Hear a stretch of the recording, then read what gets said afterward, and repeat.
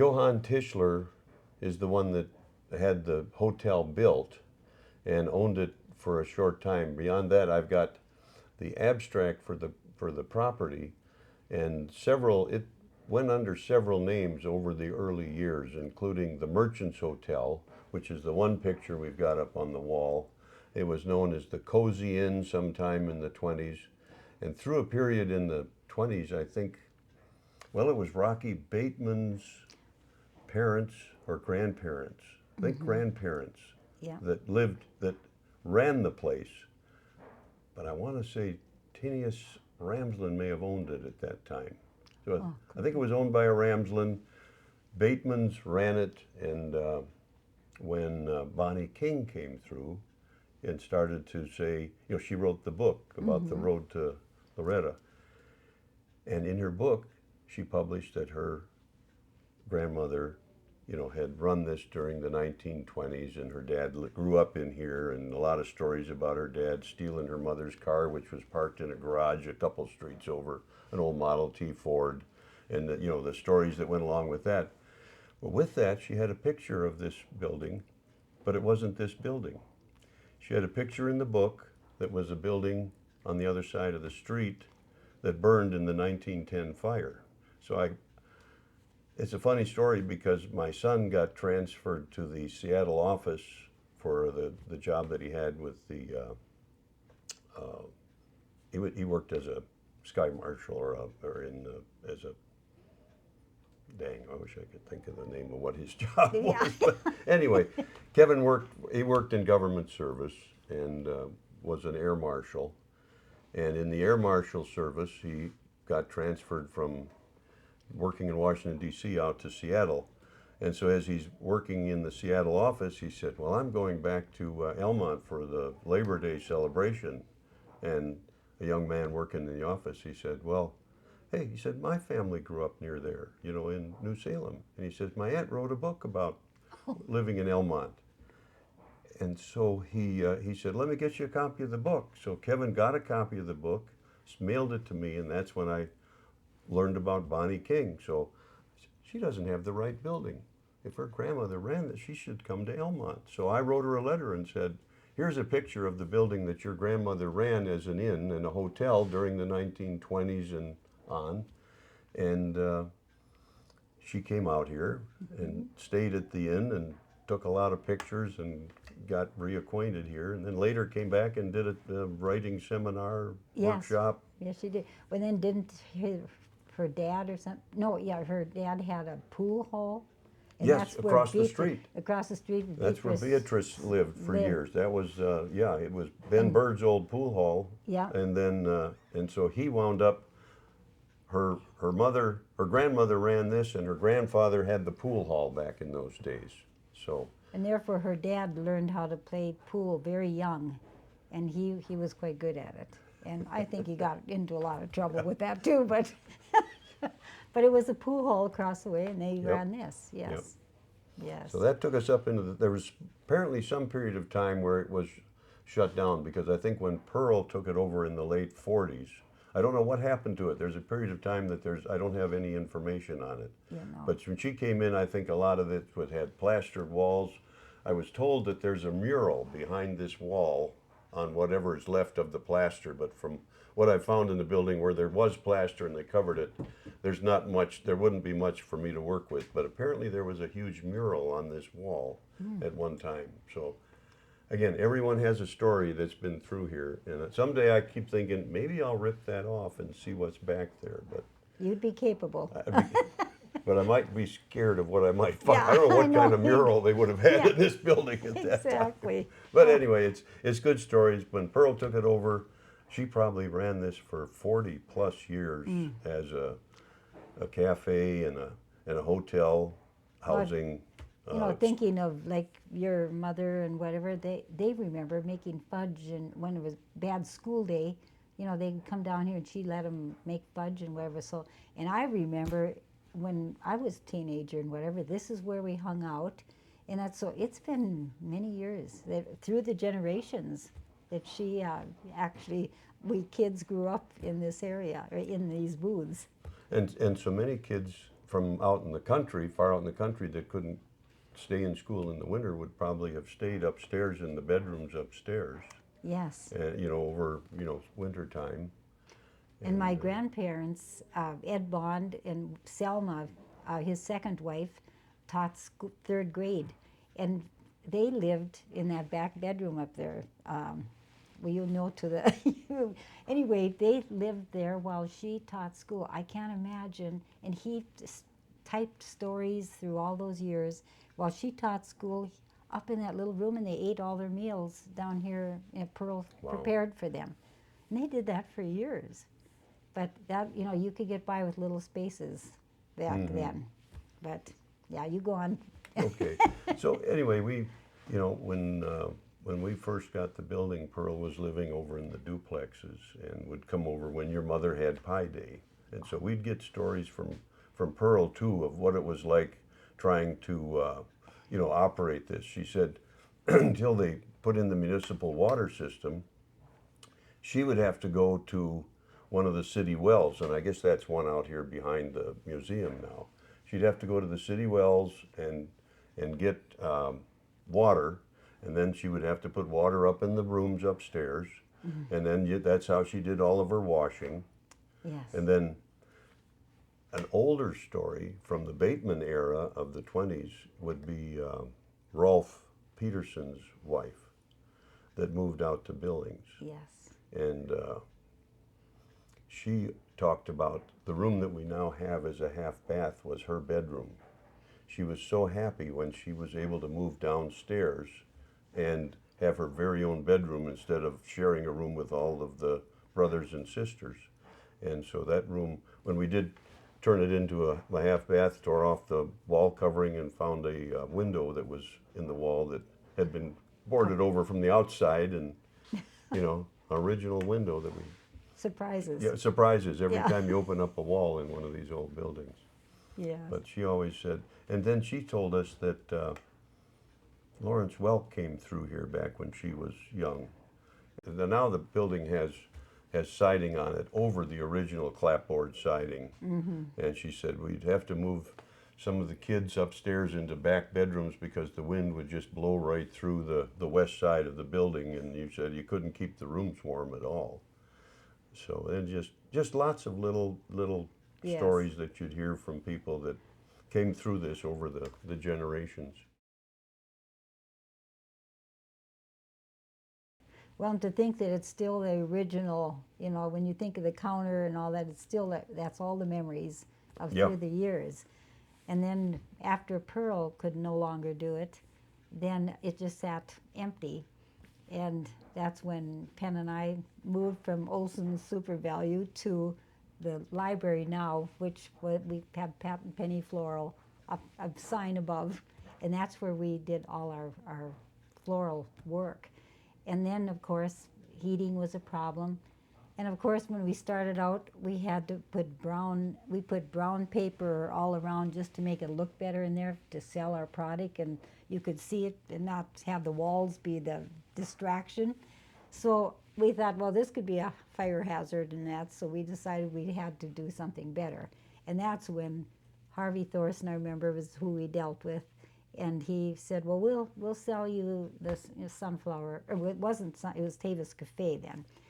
And so then Penn and I thought, well, this is a time when really kind of a farm crisis, when 18% interest to operate, and we thought, well, we could help our husbands out with this. And I'm surprised he went along with it. But we thought, we'll start this floral business. And that's when we bought this, and our mother came and helped, and Jill came and helped. We tried to make it a shop. And so we put a lot of hours in just trying to, and Sig helped us figure out it had a lean-to at one time, so we wanted this back, or this roof. So he got a crew together, and we got it kind of back to what it normally looked like. And then, we just decided, let's make this operate a little better, so we got into freeze-dried floral. And of course, we went to different classes on how to manage, so you don't have competition and you can make it.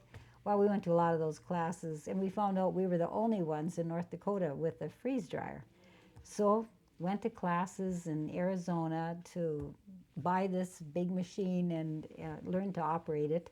And so we had this machine delivered here, and then they moved it into, which is what was Pearl's laundry room, and which is kind of your laundry room. Yeah. So that's where we did our freeze drying, and then of course we had to dip all these flowers to preserve them.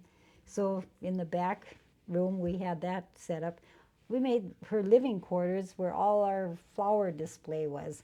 But then to make it more interesting, we always tried to create things to bring people to town. And of course, we knew our mother loved making pies, so she made pies, and then this counter would be full, and these booths full of people would come, and it was just all donation. So she served whatever pies. Sig Peterson's favorite pie was butterscotch pie. Butterscotch Homemade pie, butterscotch pie.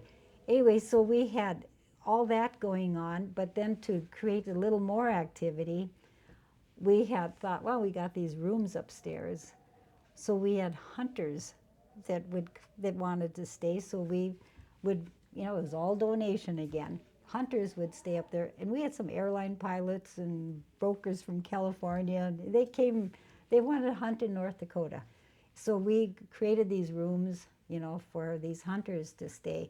So Penn and I would be working with our flower petals. It was all roses, while we had pheasant feathers all going all the rest of the place. So it was a mix of mom's pies, pheasant hunters, and we were trying to keep our business going. So we did this, and we actually, with high school kids, we would make a special night where they could get for prom orders. We even rented out tuxedos and all the prom corsages and whatever. And then at Christmas time, we even had this was when we were in the library.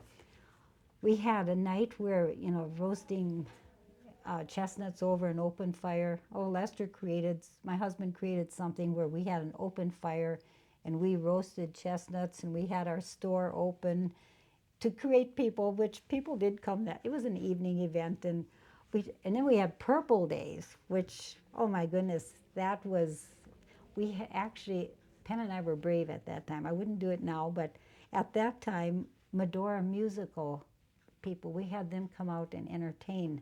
So we had a stage set up where your place is right now. between the two buildings here. And people were so good to help us. Leon Olson was the MC. Right. Our brother Jim was in Medora at the time. He came to do the sound system. Our husbands served purple ice cream. Jill and Terry served purple food. And then we had all these T-shirts about, purple days, or, when you grow old, you shall wear purple. Right. And Terry and Tracy, a lot of people helped us out. We had a crowd of people. But of course, Steve Grimm from the Medora Musical and Lillis, Jared Lillis came with another crew. They danced and sang, and Jared was the yodeler.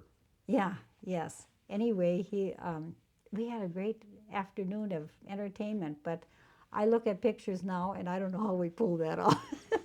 We were brave at that time. And now it's like, oh, I don't know how we create. And then, of course, we had so many people even help us to get this building painted and whatever. So we had a special supper one night, and actually my son was invited. He was going to the prom, so he already had his tux. We had a special, and it was called Tischler Hotel. We had a special invitation. We brought out the Tischler Hotel name, and we had tables all set up just proper with the proper silverware and glasses, and our daughter Sue was the server with the cloth, to make sure everything was proper, and Mark was in his tux, and they served these people. We had a supper just for the appreciation of all the help that people wanted to see us make it. That's great. And then, of course, later on we thought with this freeze dryer, we should expand. So then we decided we're going to probably have to go to Bismarck with a big machine like that. And so that's when Keith came along. Okay, yeah. And Keith, we couldn't have sold it to a better person. I mean, what you've done with this place, we just can't thank you enough. That, you know, a lot of times things fail. You know, a lot of times you sell it to someone and they let it go downhill. You just expanded it, you know, to so much more. When they still were having the Purple Days trailer, I think was still parked out here next to the building, and Carolyn, my wife, and I bought the building next door in 1996. Bought it from Fabulous. Marshall Phelan, and he had been using it as a warehouse. And to me, it just looked like a building on Main Street that needed just needed to have a purpose again. It was boarded up in the front with plywood, and all the the windows were gone, the floor was gone, the floor joists were gone, and I just said, "Wow!" We were coming. I was coming back with my friend Ron Griffin, our dentist, Dentist, yeah. Captain Ron, we called him. Captain Ron and I had visited his daughter out at Flathead Lake, and we were going to stay with Marge and Sig. And so on the way back, we came through town, and I said, "Wow, look at that building on Main Street. I wonder who owns it." And that was 1995. We came back in 96, bought the building that fall, and started to board it up first because it was wide open in the back. And 97, we started working on it and fixing it up. By 99, she was ready to move. She and Penny were ready to move to Bismarck, and we started talking about could we do something here because we were staying. Well, we're working on the building next door. It was before hunting season during the summer, so Pat and Penny would let us work, live upstairs in the rooms upstairs that were there for the hunters later in the fall. And that worked out well. We traded work for it. The stairs, my nephew fell through the stairs going down the outside and the back. And so I said, well, we'll build stairs. And so we built a whole new set of stairs and put them up as outside stairs going out the back of the building and different things. And we, uh, we, we worked out a deal. I couldn't get the building by myself. I had two friends that said, boy, we would love to be able to go up there. One was a taxidermist, wanted to be pheasant hunting. He was from South Carolina. So I wound up with two partners to start with. And the three of us came up here and started working on this building.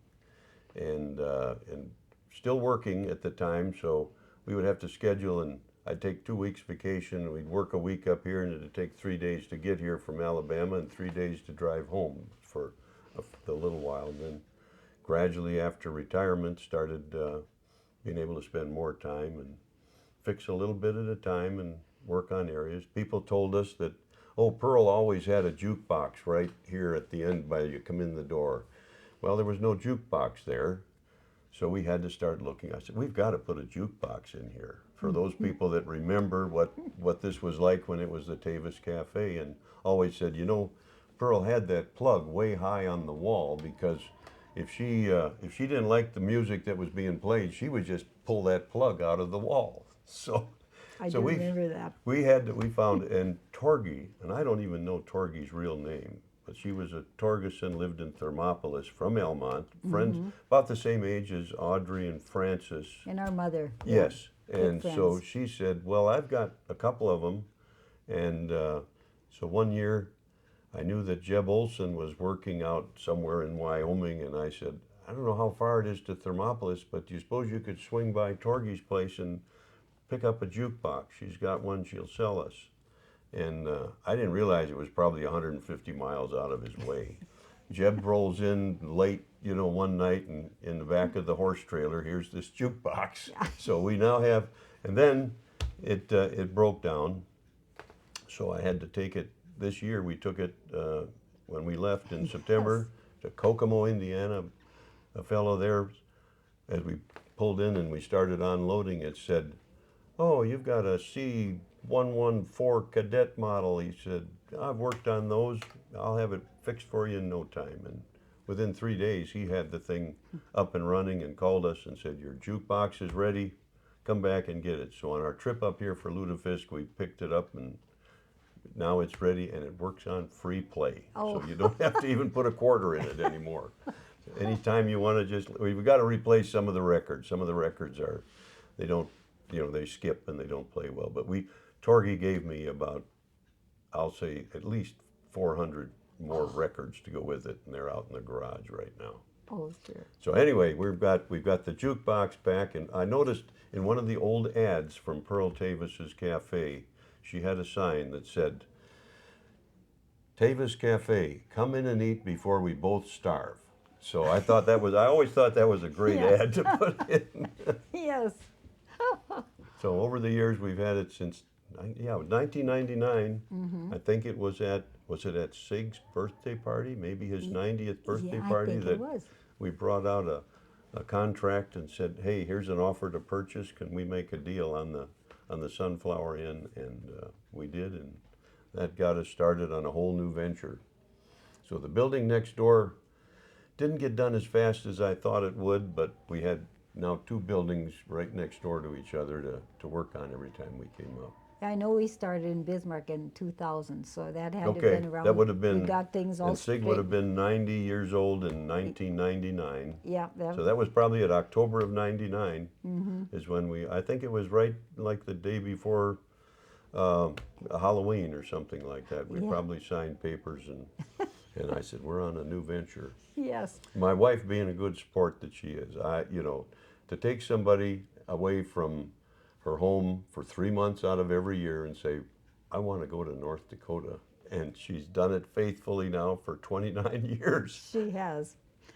Well, and to think how hard you work when you come here, that can go along with. We could be vacationing, but no, Yeah, we're here working. Oh, they've replaced the fixing up. floor. The bathrooms. Oh my goodness, what you've done with bathrooms in here is amazing. Yeah, we've added one. Well, we really made one out of the back, which was just basically a sink in one area of the back room and a toilet in another. And And that wasn't a nice area because we did our flour dipping back there. And, all that kind of rubberized stuff on the floor, you had to deal with that. And yeah, Yeah. to make those changes, you've done a little work. and it was and our anniversary is in August, so we were always here for Labor Day celebration. And in late August, one year we were getting ready, and Carolyn was saying something not right about the back room. It's just the bathroom doesn't seem right. We didn't have a bathroom in it yet, but the toilet back there. And we found out that the only thing holding the toilet up was the copper pipe. The floor was rotted out. Oh, no. And so we wound up on our anniversary tearing out the whole back room and working on that. I think we wound up maybe going to New Salem for an anniversary dinner I bet. at the Sunset Cafe. Oh, But no, yeah.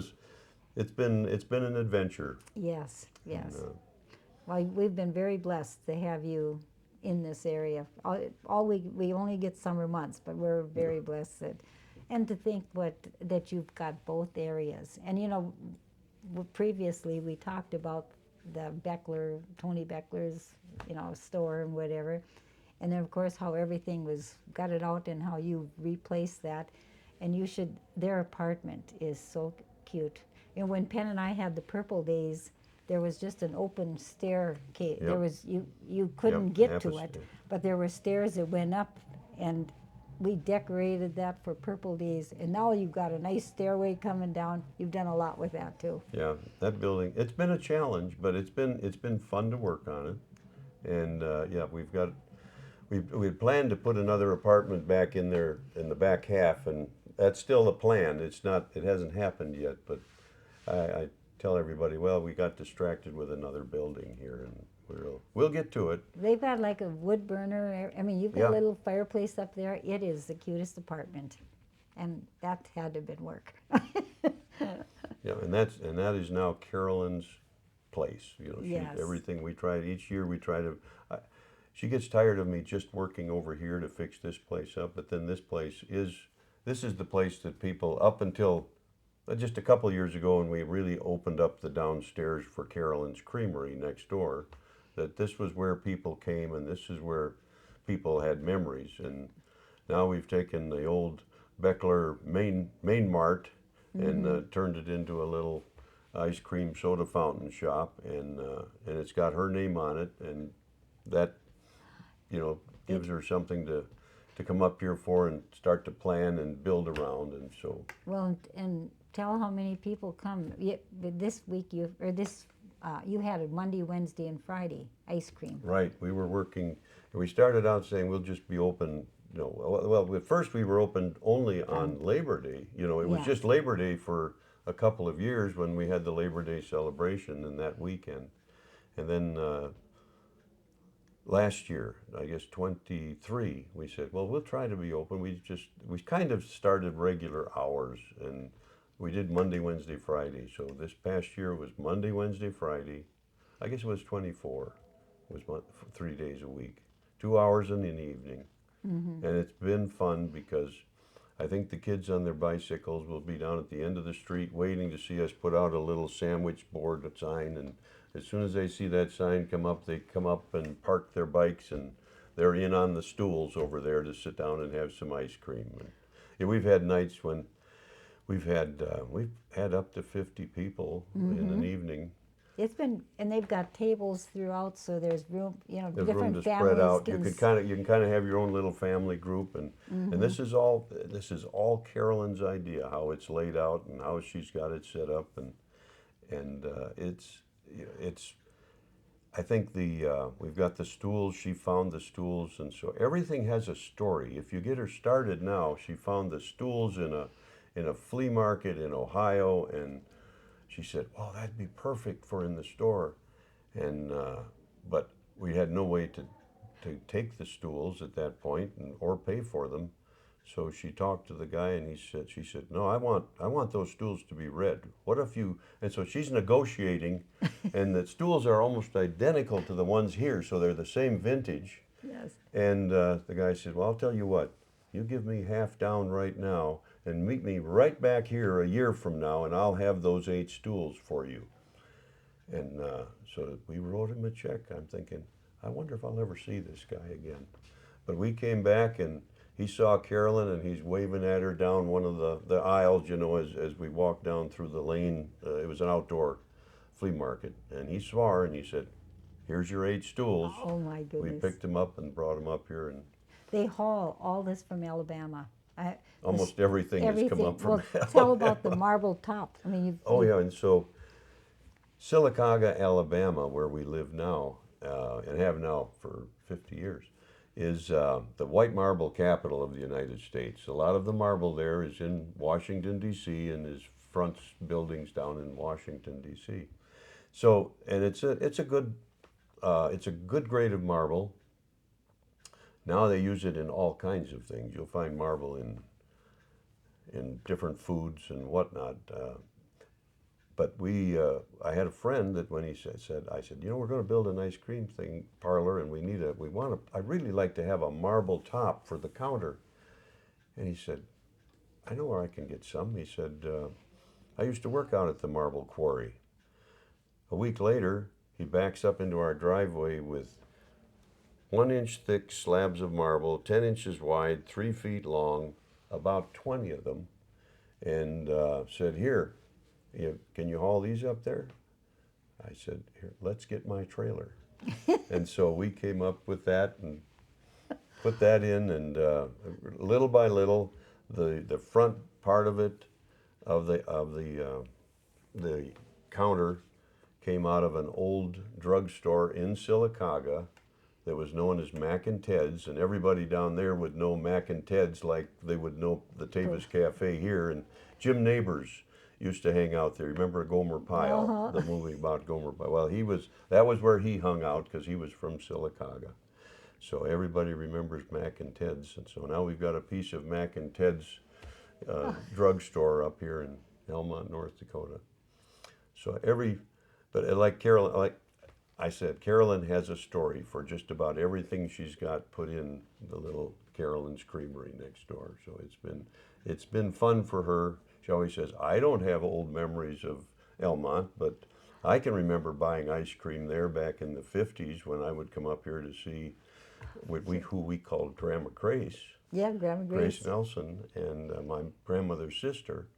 And I didn't know anything about Almont except Main Street, but I could walk from her house up to this store building and buy an ice cream cone and go back to her house again. So And now look at you created the now ice I've cream got the store. ice cream Yeah. again. No, and you've got such a unique way of displaying. He's got old things that you find that you display in the ceiling, and it's an old time ice cream shop, which everyone likes that welcome They feeling. seem to enjoy it. Yeah, So we'll it's keep it going. yeah, it's very nice.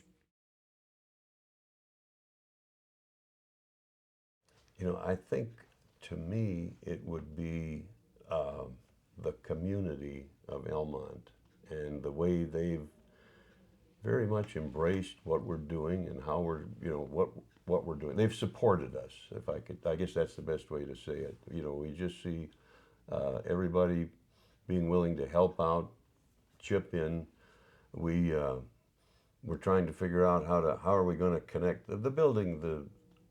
Had no sewer and water in it, and I'd get someone, well, Eddie Thiel across the street would say, well, we can use my skidder. We can clean out all the big riprap rock in the basement, and we'll get down to where your water line came in. Because Ernie Beckler had told me that he bored the water line for the building next door, and he said, I know where it is in the back.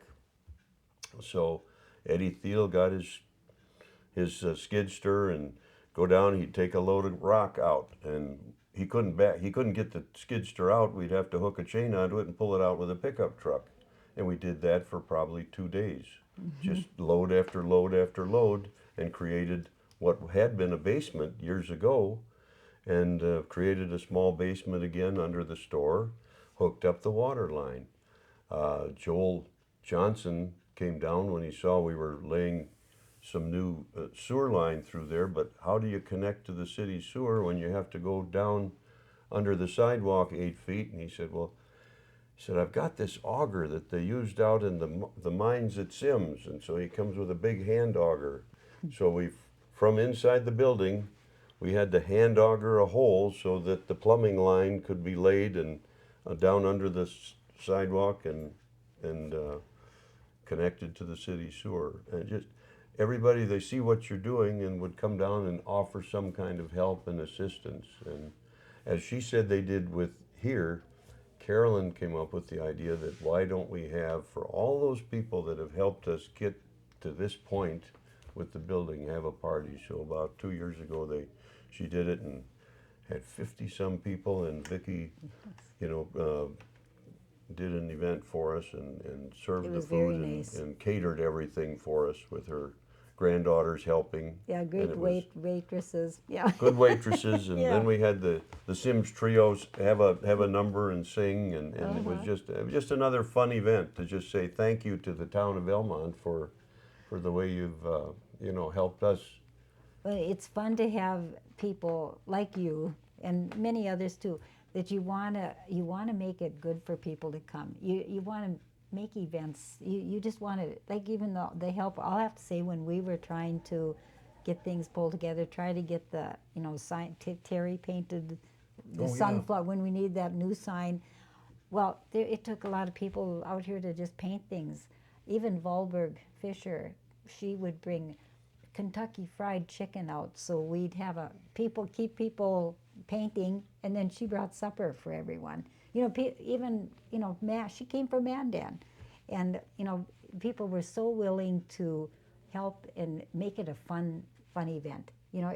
If you have people that can see fun out of it, it sure That's helps. it. That's it. And as we're working on the building next door in the early years, Marge and Sig would come in every day about 2 o'clock with just almost an entire picnic to set up on a table and say it's time to take a break. Here's coffee, here's Kool-Aid, and some lunch, and it was it was a big part Yes. just to get everybody. It reconnected me with this whole side of our family. And my brother, who lives in White Bear Lake, Minnesota, he would take a week's vacation and he would come up. And during the summer months, I could get his son to come up. So my nephew Jeffrey would come up and work with us. And then when my brother could get a week off, he'd be up here to help us continue on and keep doing things from jacking up the floor and, just everything right along the line, one step at a time. Well, Keith brings very interesting people up from Alabama too, that comes and works with you. Well, it's new people in town, and I'm telling you, you brought wonderful people. You know, you just have fun with them. We do, and I made a list once, and when I sent Terry because she always sends a an interesting one of her hand drawn cards for happy birthday, and I sent one to her because her birthday and mine are just days apart, but several years apart. But I made a list of all the people that I could remember that we've brought up, and it just about filled up a whole page. I'll bet there's been at least 30 different people that have been, you Well, know, come up here and gotten acquainted with the folks in Elmont, and and they all want to come back. they must enjoy it because they're They repeats. keep Yeah, coming back. they Yeah. do come back. And probably the first time I probably even got to really know you was when you had the kennel reunion. Right, right. Anyway, I I think was it Buster Kennedy Buster Kennedy, that worked for my father-in-law, right, and we were on that farm, and you guys were meeting out at the original place, and on your way, Buster remembered that, and same with Margie's brother, Bert. yeah, Bert, Anyway, they worked for Ole when in the 30s when they had planted all these trees in our tree right, strips, yep, and they would water these trees. And he said, but then Ole would serve them root beer. So from the kennel reunion, I got excited. I'm a dreamer. My twin sister Penny, we're both dreamers, and I'm telling you, we have to make something out of anything. Anyway, we thought, oh, kennel reunion. So I made a big sign on covered our whole garage area, and they all came with buses. You came right. with We came in buses, school buses that and time.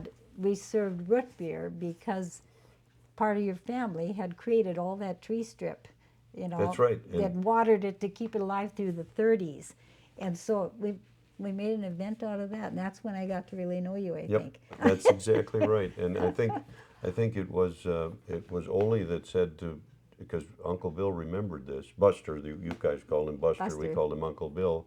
He said, when these trees are growing, we'll come out here and have some more root beer. And Yes. so 50 years later or whatever it was, Yeah. we come down and there's the big root beer sign, and we had root beer down at the tree farm, bud. We got to carry everything through, don't we?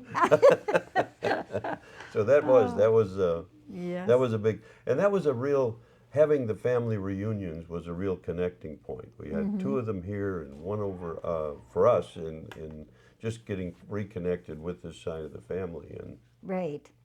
I hung pictures, of your neighbor, Nels Jacobson's place that was Rudy Phelan's. Yeah. But Nels was my great grandfather, and I took a picture of that farm that year when we came out for the root beer, and I hung that in my office at work, and I'd look at it every day, and I said, I'm getting back to Elmont. Isn't that something? Ah, look what you did. You carried your dream through. Yes. No, That was fun. yeah. Yeah. No, I'm telling you, you and Carolyn are great people. We're so glad you like Almont, and we get to have you for summer. We look forward to you coming in June, and Well, then we hate to see you leave. So do we. I got picked on every year. I would be bringing people up because I said, we've only got 2 weeks to do this. We've got to. So I'd make flow charts. So that people keep, where's your flow chart this year? Because I'd say, we've got to do this. This is Monday. This is Tuesday. And we'd have the whole week mapped out so that we could get the jobs done in both buildings and still get home on time to go back to work. Yes. But so it's always been fun. It's 3 months here, but we're sure planning for it while we're still back in Alabama. Right. And you should see the things he creates. I mean, you make things. We've got some of your gifts that, when you're back in Alabama, you're still busy Yeah, that's and true. working. Yeah. You make wonderful things. I enjoy woodworking, and I enjoy just, I've got, my wife thinks I've got too many hobbies, but I do enjoy working in the shop. But look how it's keeping you young. I mean, you keep active. Would never believe he's in the 80s. I can't believe it. I think you and I both have those visions. We hate to see an old building go to waste. Yeah, yeah. If you could, and see, and again, it's the stories, it's the Yeah. community. So when people come in here, a good example would be Buck Semple. I'm asking for pictures, and I got pictures from the Kelsvin, old Mr. Kelsvin, probably ran that store longer than anyone. He took it over from Andrew Holritz. And you know, the guy that built the store building was the first, I think I read it in one of the books that I've got at home, but one of the first, he was the first Norwegian from Morton County in the state legislature. Andrew Holritz built this store, but prior to that he had a general store in Sims. And, and so he sold it to Kelsvin in 1913, who ran it until 1941. And then, so he had owned it for, gosh, 26 years, Yeah. whatever. And, you know, so I'd write letters to his daughters, who were about the same age as my mother, who grew up out here. And they sent pictures, you know, and when they came back for the reunions at Labor Day, we'd get acquainted, and I'd say, well, if you find any old photographs, and she'd find some of her dad and hunting trips that they made, and they'd show their, you know, the deer and birds that they shot around the building. So I had different shots of that area. And I mentioned Buck Zempel, and when he came in here, and he gave me some pictures, and the big ash tree, you know, that got Yes. broke in the storm, that was about 42 inches in diameter. Buck brought pictures of that tree when it was about this big around, you know, my and he said, goodness. you know, he said, I was born under the stairway over here. So the year he died, I had just made a plaque, and it's sitting over there now, that says, Buck Zempel was born under this stairway in 1939. Isn't So that we something? try to keep those kind of things going, you know. So we've Uh-huh. got little stories for people to pick up and say, You all know, right. and we learn to appreciate what they've done. You know, okay, now we were talking about the coal furnace. You know, think that's all those years. That's how Pearl operated. Oh, absolutely. Was with that coal heat, and by the time that Penn and I had it, I mean, we had to. We know what work goes into keeping that heat going, and what job it is to get coal and to clean everything out and whatever. And it makes you realize what they did in the past, and we even had more conveniences, where then you ended up with the coal furnace too. But I like I told Keith before, one time there was a storm coming, and I worried about the coal furnace running out. You know, if this storm lasts, so I came in to make sure before the storm hit that there was plenty of coal to keep heat in here. And of course, the storm hit before I even got home. And I just thought, you know, think through the days where they had to haul this coal to get here, and you had to be prepared. It's not just turning switches on, you know. They all the preparation, and to manage to keep these buildings going through all these years. Right. And you ended up having to do the coal thing too, and now you got more. You Got more updated modern. it. We've got more modern furnace now. But you know, you appreciate what people do when you find out how they operated. Well, just the fact that people, when we first came here, Lawrence Renner was still mayor, Yes. you know, and I think after him, Dave Jacobson for a while, and then Russ Kramer for the last 20 plus years. But Lawrence was, you know, I think he was literally excited about what we were doing. He'd come over and I'd say, I don't even own a lawnmower up here. I'll take care of the grass for you, you know. He'd Yeah. be out here mowing the grass around the place, you know, and as we got started. And Russ has been helpful with, you know, with some of the plumbing stuff and the water, you know, with water meter problem or whatever. And Russ would jump in and Yes. take care of things for us. You know, it's just, Small everybody's town been help. so helpful. Yeah, Yeah. everybody's been so helpful when it comes to any problems you have. I can remember coming here, we were trying to have a mini family reunion with a lot of people coming in, and we said, I guess we must have mentioned it at the gas station, and because, you know, we don't even have any potatoes or whatever else she mentioned. We said, how are we going to feed these people tonight? Well, I guess she said it in front of someone, and the next thing we looked out here on the stoop, and there was a big bag of potatoes. You know, I mean, you just have to say something, and Yeah, it's helpful. there it goes. Yes. Oh no. So just a wonderful community spirit, and Yeah, it's amazing. You know, we still have hunters that we actually kind of have a cabin at home now. The hunters from here kind of moved To your out there place, or yeah. whatever. But they come from, well, we just had some from Missouri, and then we have some from Wisconsin, California, whatever. You do get, and they just love it here. And you know, isn't it funny? Small North Dakota doesn't seem to be out on the map that much. But I'm telling you, when you bring these people in, it's interesting to hear how they feel about the friendliness and how they feel welcomed, and they thank you dearly for letting them stay, which, you know, we're just glad to. They, like, the ones from Missouri just left, and they are farmers. They were two older guys, they're farmers, and he brought his son. Well, they were just so glad to hear how farming operations are here compared to their farming operations there. And they love the small community, you know, just to come to a small community and learn that stuff. You know, when you go out in bigger cities, you just don't do that private talk No, you like you don't. You do, know, like you do in a small community. And yeah, so it's helpful to just learn from other people. we always enjoyed visiting with the folks that had connection to this place, and particularly somebody that grew up in this building, you know, back in the 20s and 30s, and just to hear their stories. And the same with the Kelsvin girls next door when they come back. You just the stories were wonderful. People that worked in the grocery store, you know, and behind the meat counter, and you know, I've kept a journal since we started coming up here of these trips. So since 1996, I think I'm now in volume 9 of the books. But I've got every time somebody tell me a story, at the end of the day, I've got to write that story down. Well, So good I've for got you. I've got Good for you. I've got lots of little stories, but it's all chronological, so it's hard to go dig them out right now until I go Yes. through and find out. I try to keep a record of what we've done and, you know, when we've done it and the issues we ran into.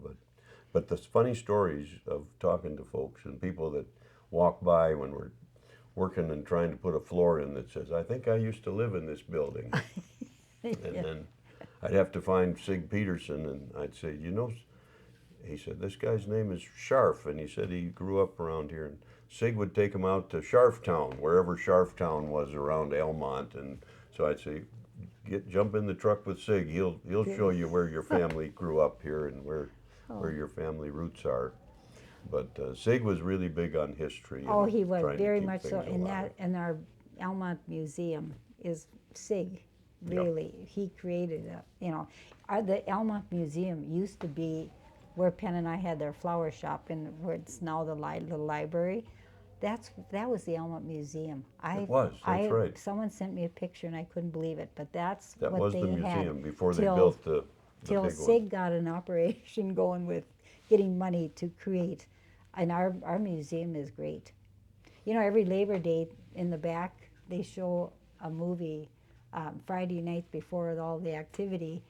They have concessions and whatever, and it's one of your relatives, it's Jan's Yeah, son son, that was that set it up. set it all up. Yeah. Anyway, shows a movie, and we all go. We have the popcorn, you know, whatever you want, candy bars, and we sit and have that movie. I remember when Marge and Sig were building the house, and he still Oh, had his dad's, P.R. Peterson's house was still there. And somebody asked me the other day, I said, I know they put it up and rolled it to center. That house got moved to center, and so it's someplace probably still active up in center as a. oh, I should find out where You should that find out. is. Penn might know. Well, let me tell you, because our friends are from Center too. They worked in the store last night with us. They would be interested in knowing which house that was. See, and I think about it. When I think about that, and I look at what Sig used to have on that farm, he had. I'd go out there and I'd say, "What in the world?" I said, "Here's what looks like a wagon axle with rubber tires on it." He said, "Well, we used to set those up and move buildings and stuff." And I can just picture. But would you move a building from Elmont to Center today? How would you do it? I don't Number know. one, and how would you ever move one of these? Grain elevators from the north end of Main Street all the way up to the new railroad tracks in 1940s. And Isn't that amazing? I mean, the things they did, these people were unstoppable. You know, Well, they didn't They didn't know that some of these things just couldn't be done. Right. They just did it. Well, our house too, you Well, know, yeah, the way we you still live in it. That was brought, I mean, with horses and a wagon, they brought this house. How did they do that? And how did Lester ever dig out an entire basement underneath it? Yes, And with the house still standing there and living in it, and yeah, I think, wow, yeah. I don't know. No, you know, nobody knows the work that goes into all that, because back then, you know, look at the horsepower we have to do things. Then it was horses and, That's right. you know, but how do they do big buildings? Buildings I mean, what is Center? 40 miles? Yeah. It's got to be about 40 miles. I'm thinking, I would always like to know what happened to P.R. Peterson's house up there. I would like to know that. But that was still there when I was a kid. But so many memories of just growing up out there and Yes. hanging around the little creek down below the house and Well, now what's interesting, when we think of moving that house, I followed the house that Austin and Courtney Meyer, you know, Oh, yeah. they Put up. bought this house in Canada, and it was brought all the way from Canada out to Roman Peterson's land where they, you know, bought that area. I followed that from North Almont. My goodness. The garage is still attached. I mean, the whole thing is furnished inside. The light fixtures were in it and all. They've moved that house, and I wondered how they're going to get across that bridge by Lover's Cliff. right. They raised everything up, went over the railing, and brought that whole house Is over that that right? bridge. And they thought, how are they going to turn into that approach to get a whole house with the garage? So it Oh my wasn't in gosh. halves. It was an entire Oh, house. it was the entire house. house. I don't know how many wheels were under this thing, and you know, you couldn't pass it. You just had to wait. Just to wait. Wait and just ride it out. Anyway, I was impressed to how they can move a house of that size and everything finished in it and make it work. You know, look how Unbelievable. far they've come. Yep. You know. Yep. Oh, I don't know how many wheels they said was under 18, I don't know how many wheels, I don't know, more than that probably. But it was interesting. I'll bet it was. Yeah, I'll bet but it all the was. way from Canada, how do you hold traffic up, or how do you, Yeah. get that far? Under power lines and Under- things when yes. you have to just, there's so many things you have to do and Yeah. so much permitting to do. Well, it's like everything's possible if you put your Yep. heart to it, I guess. Yeah, that's right.